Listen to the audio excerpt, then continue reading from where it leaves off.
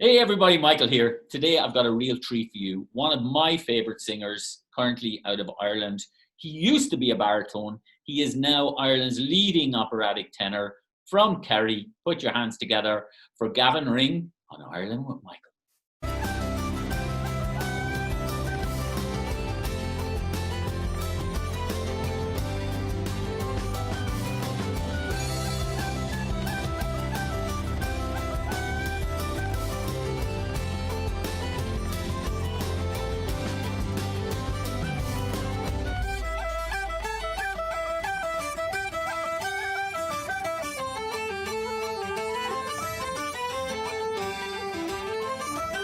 Gavin Ring, how are you? I have spent my day talking to great artists from around Ireland. I started off with a pop singer.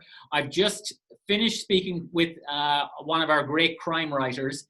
And now I'm speaking to the great opera singer himself, Gavin Ring. How are you? How are you doing, Michael? Not so bad. Thanks very much for having me now. Thrilled to be a part of it. I'm about 5,000 miles away from you in the Midwest here in the US. Can you tell me where you are today? Well, Michael, as you know, I'm a Kerry man, but unfortunately I'm not in the kingdom at the moment. I'm in my adopted county of Louth, so I'm in Carlingford, in the northeast of the country. Beautiful Carlingford, where the mountains of Morden sweep down to the sea. So look, 'tis grand. I've got my mountains and I've got my sea, so I'm nourished for the time being, but very much missing my homeland of Kerry. Whereabouts in Kerry are you from, by the way? I'm from a little fishing village called Cahersiveen, which is on the Ring of Kerry, down in the southwest. And how does a young fella from a world away from opera get involved and become Ireland's leading operatic tenor? Oh, you're too kind, Michael, for God's sake. Well, I suppose it all started in Cahersiveen, and it started primarily with traditional music.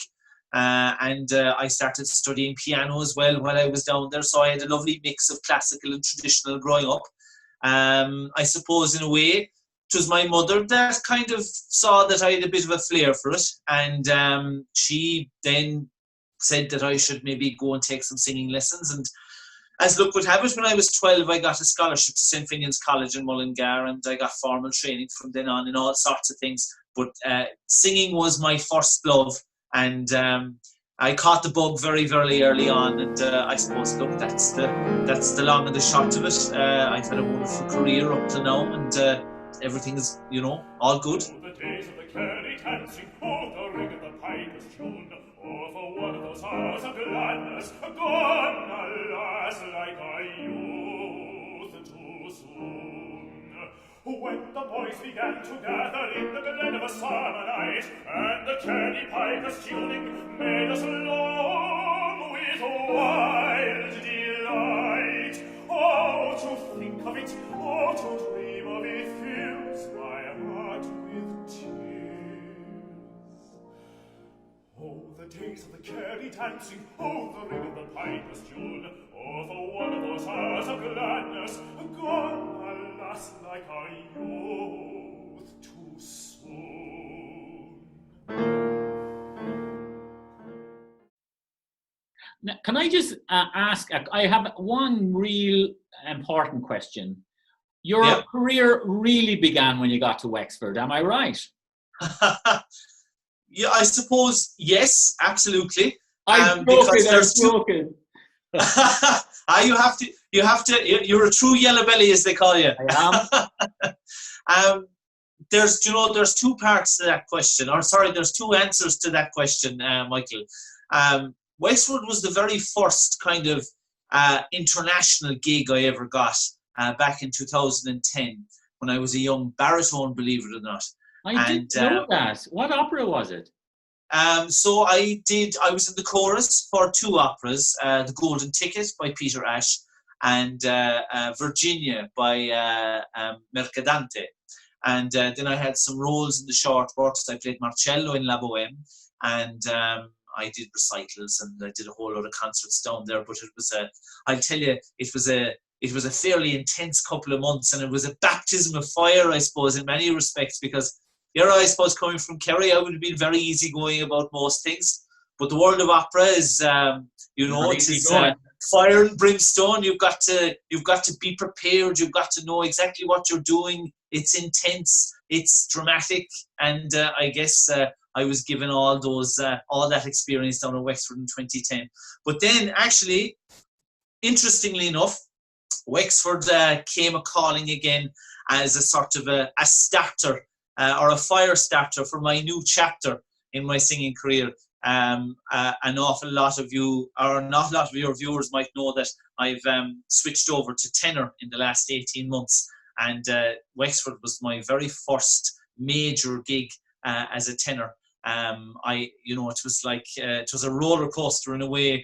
I said I was going to change to tenor in January 2019.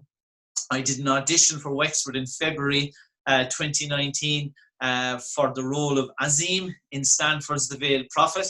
And it's one of those rare occasions where you go down and you sing and the artistic directors offer you the job there and then, wow. Which was fantastic. And not only did they offer me that job, but they offered me another role in the other opera as well. This Wexford just gone by in 2019 was, I suppose, the official beginning of my international career as a tenor.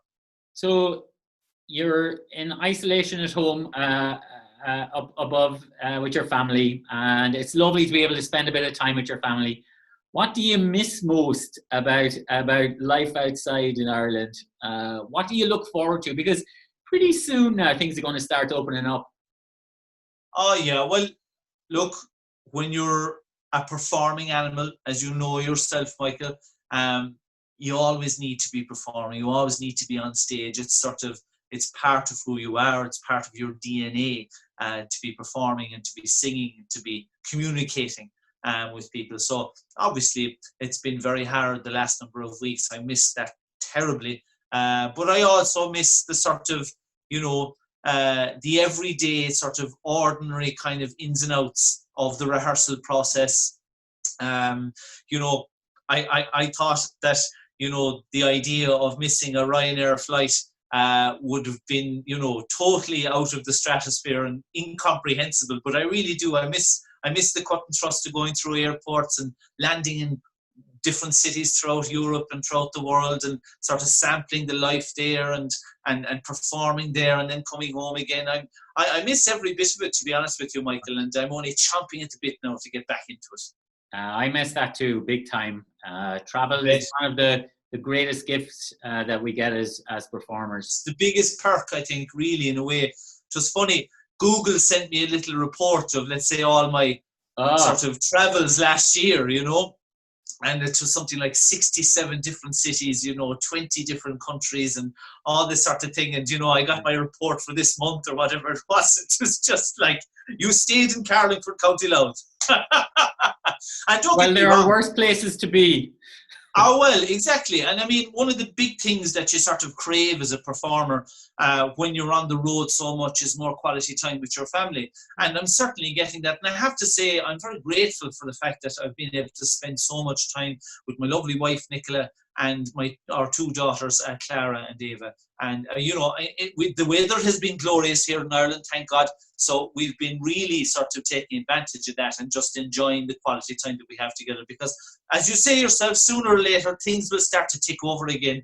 And sure, look, we'll probably look back and going, God, wasn't it lovely all the time we had together? Well, I, for one, look forward to seeing you in another opera house. I saw you on your opening night last year in Wexford. It was thrilling to hear you sing, and I look forward to the next time. Well, thanks very much, Michael. You're very kind.